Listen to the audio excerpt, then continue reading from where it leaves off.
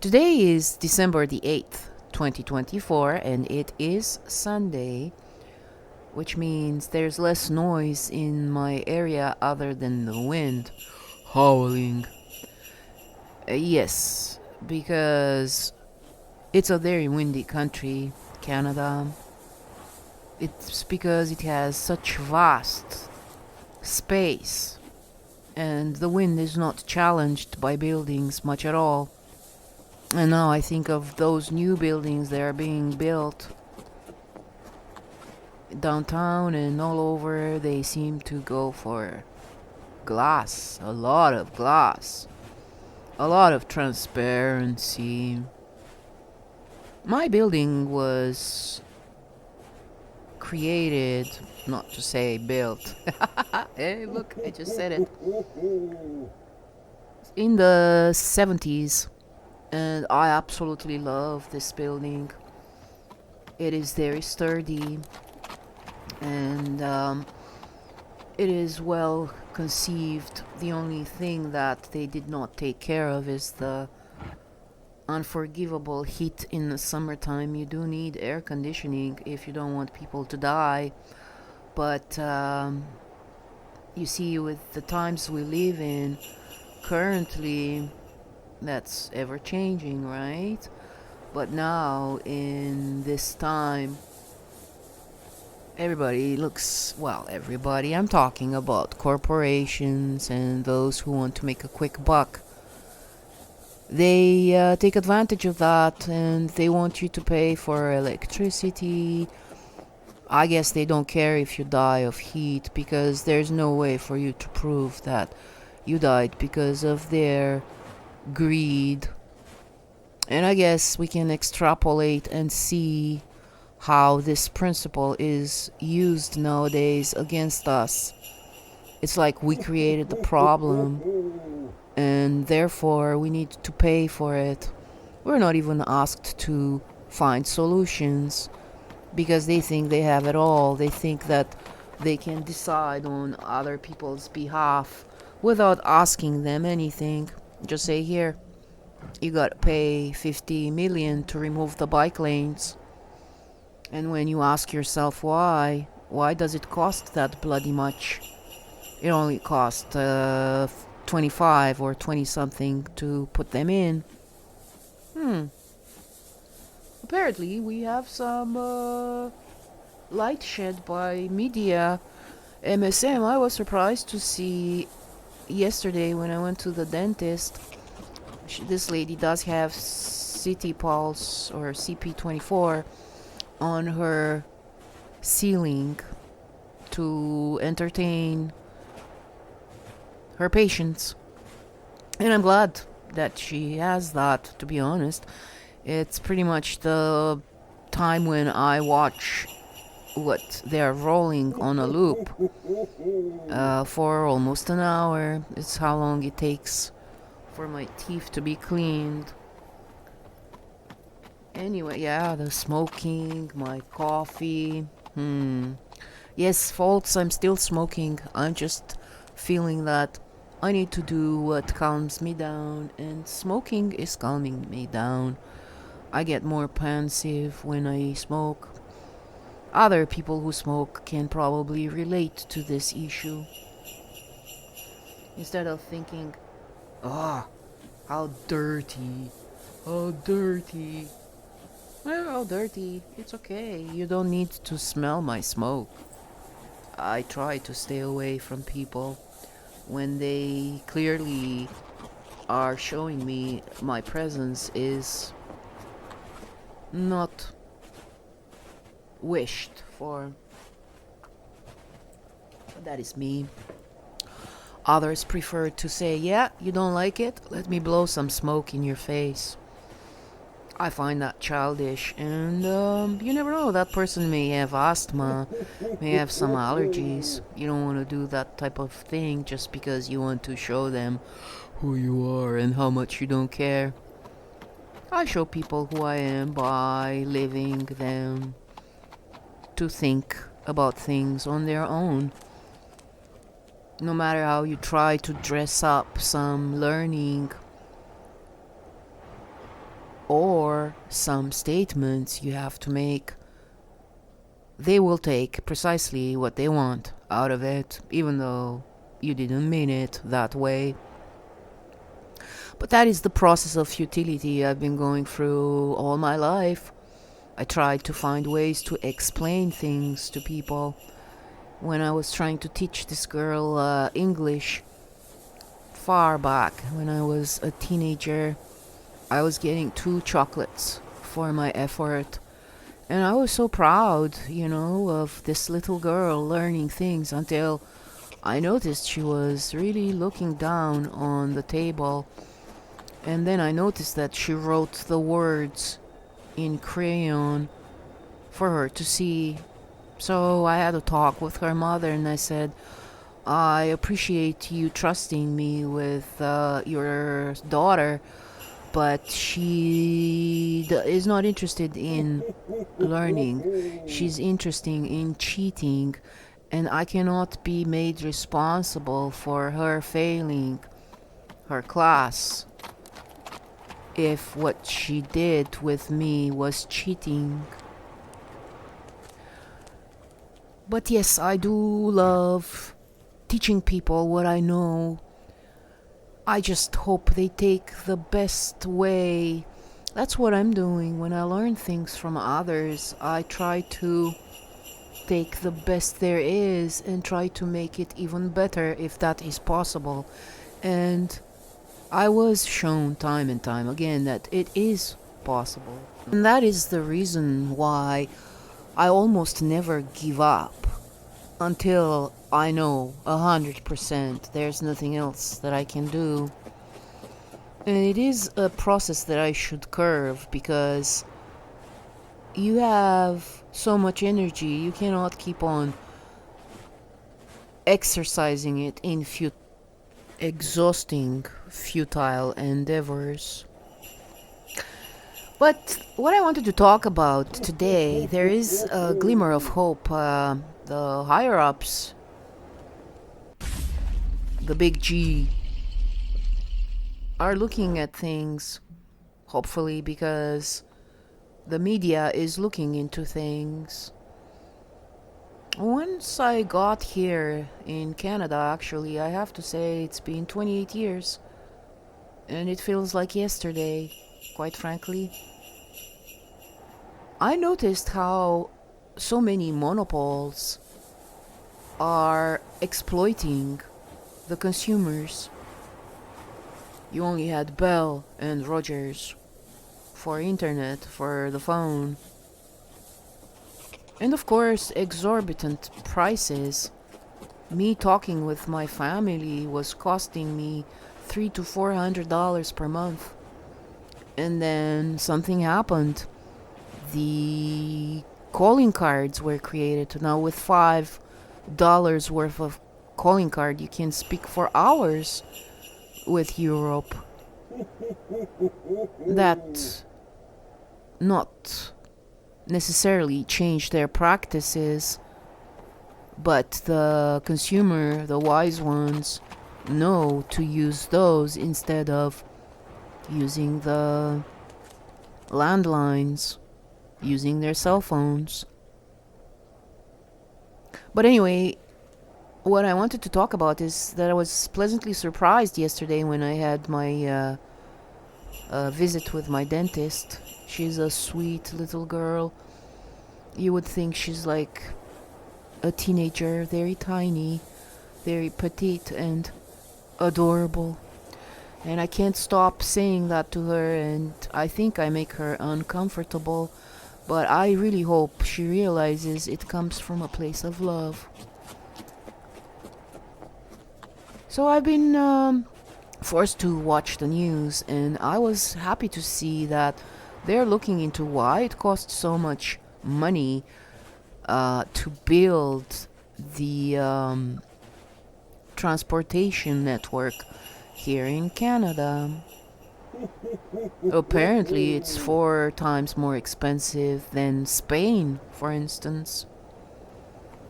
And apparently going through the reason why and trying to investigate why does it cost so much. And I hope they're also investigating why did they build them to begin with. I know bicycles are important for one's health, but we're talking Canada here, folks. It's a vast area. Yes, you can put your bike on your car and you get to where you can bike without needing to be afraid. I don't know, mountain biking or ice biking or whatever. But for you to get there, you cannot use your bike. From point A to B, you need to use some serious transportation. And I know it makes sense if you make this conglomerate of buildings. Why do this? We've got so much space. Why do we need to trample on each other in such a huge country? Where I'm coming from, we were forced to do that, and not even there did we do it. But the times call for us to be accessible in so many ways. And then there's the 15-minute city that they're trying hard to build in a country that is so vast it takes you hours to get from east to west. It doesn't make sense to me. Probably doesn't make sense to a lot of other people. But you see, they're looking at your comfort. Oh, it has to be convenient. You just walk into the elevator, and then here you are, right in the mall. You buy your stuff, and you go back to your cubicle, because that's pretty much what it has become. Did you notice how small the new apartments are? To me, it almost reminds me of... what do you say that? How do you say? Of a funeral monument. So basically, it's almost like, okay, you step into the bedroom, you take 2 steps maximum, and you land on your bed. And there's nothing else in there because you don't really have room for other stuff. I mean, they were doing that back in my country, but at the same time, the rent was very, very low. It was called something like level comfort 2 or 3. I can't remember precisely, but it was ridiculous. At the same time, it was okay if all you would have for a kitchen, basically you walked in it and you're surrounded by what you need in there. So I would say 1.5 meters by 1.5 meters. A square little place where you could just cook, do the dishes, and if you are okay standing and eating, there's just one spot for you and only you. So this is something that, to me, coming to Canada, was very shocking to see. Why import furniture made of crap? Meanwhile, the wood that is being collected and sold for nothing outside the country.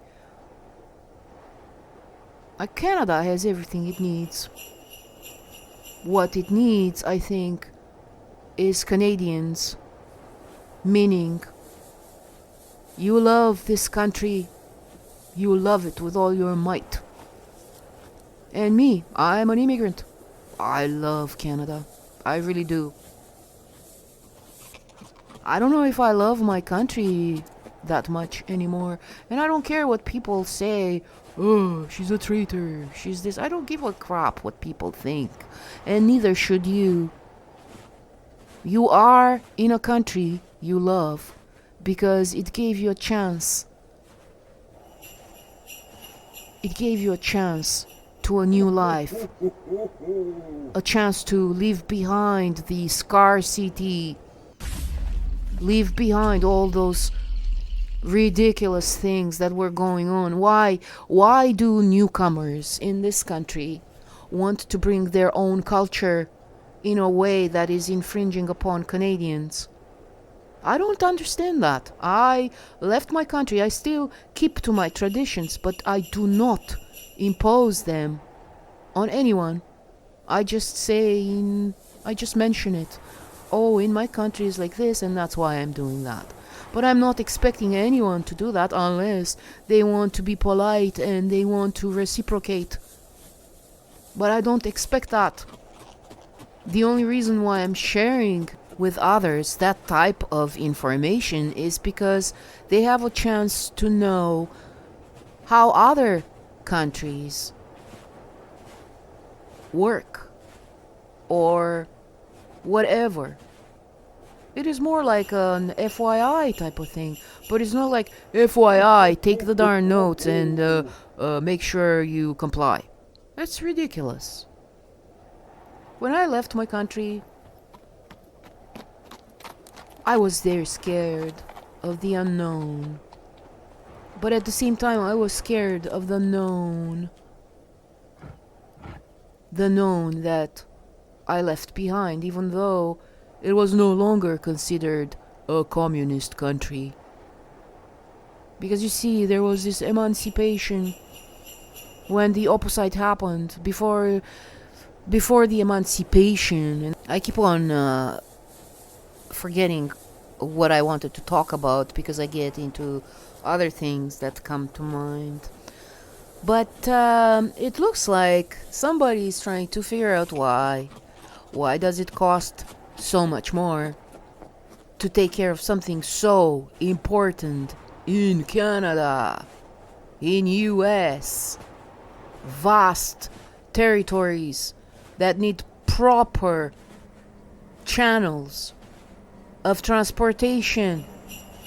Well, apparently the majority of the cost comes from planning, which I find hilarious because they seem to be planning very wrong. It costs so much to bring to life something that is crap and has to be dismantled. Yes, I'm thinking about the bike lanes. I wonder if anybody took the time to see how many accidents were because of the bike lanes. And what I find hilarious is when I still see bicycle riders on the sidewalk. The other week I saw this lady. She was biking on the sidewalk, and I moved very ostentatiously on the bike lane. I said, okay, you use that, I'll use your bike lane. Fortunately, she did have a sense of humor, and we got into this discussion. I said, I understand this is meant for health reasons, but is it? When you prevent bus drivers, motorists, all those big trucks that have such a tough time making deliveries. Like, imagine your home is on the side of the street and you can't park your car, or you park it into a spot that is so ridiculous. You might be finding very difficult for you to sleep when you know that your car is parked into a assigned spot, which is very exposed. I don't know, I could talk about this for hours. What makes me happy is that somebody's finally looking into it. And the major culprit seems to be planning. What does that mean to you? To me, it means that there is a monopoly, like with Rogers and Bell. Which, coincidentally, my phone with Bell on a VoIP connection was supposed to be rounded up $80 per month. Well, guess what, folks? I found a service that gives me that for $5 a month. I'm not advertising, but I'm just saying, look at these things. Ah, you're paying Bell because it's a name that rhymes with hell? Actually, this reminds me of a time when I saw this huge billboard on a building that said something about Bell, and somebody removed the B and basically changed it to an H. And it was Bell is hell. So Bell is Bell and Bell is hell. I wish I took a picture of that because it was hilarious. It was stating a truth. You can't constantly say, oh, but you know who I am. I know who you are. Let me see what you can do for me. If what you can do for me is a lot of fluff and I have to pay for it, I think I'm better off looking at the little guys who are trying to create a business in a world where the corporations are saying, we are the big guys. Yeah. And if you do something to chip away from our profit, it's okay. We've got the loyal customers. We can ask them to pay more because obviously they paid for their whole lives and they do not know. We don't really care other than exploiting them mercilessly. But the newcomers can get awesome offers. For a year you pay just half of the bill. But you also have to look at the print, the fine print, because in there it says Bell can change it at any time, blah blah blah blah blah blah blah. From now on, I'm going to read the fine print before I even look at what they have to offer, just because the fine print is what gets our asses. At least that's what I've been noticing. And I may be crass when I say these things, but somebody needs to start saying enough is enough. You created a game where you are starting to play by yourselves over there. I don't know if you're realizing your empires are in shambles. And they are in shambles also because you mistreat your employees. And the same way you do not care about your customers other than squeeze them till the milk turns to blood, they also look at that. They look at how little you pay them and how much you squeeze their life essence out of them. Sorry, it wasn't a very cheery Christmas message for today, but I am happy somebody's finally looking into that thorn in everybody's eye. Yeah, the bike lanes to start with, and then those buildings they build. How long do you think a building made of glass will last in a country where the winds are ferocious?